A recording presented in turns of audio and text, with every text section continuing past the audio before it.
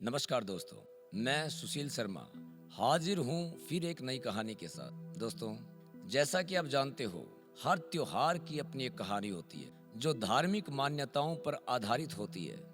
होली के पीछे भी एक कहानी है।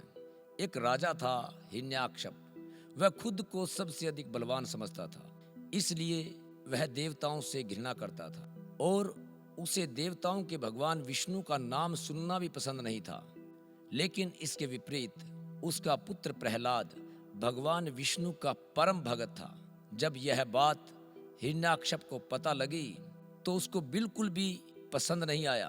वह कई तरह से अपने पुत्र को डराता था और भगवान विष्णु की उपासना करने से मना करता था, परंतु बालक प्रहलाद उसकी एक भी नहीं सुनता था। उसे अपने भगवान की भक्ति में लीन रहने की आदत थी।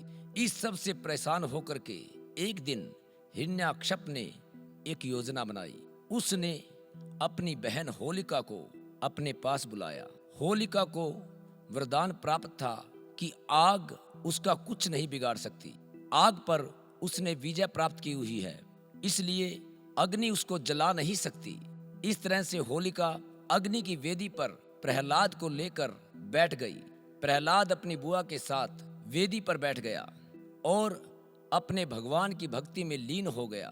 तभी अचानक होलिका जलने लगी और तभी आकाशवाणी भी हुई, जिसके अनुसार होलिका को याद दिलाया गया, अगर वह अपने वरदान का दुरुपयोग करेगी तब वह खुद जलकर राख हो जाएगी, वह खुद जल करके भस्म हो जाएगी।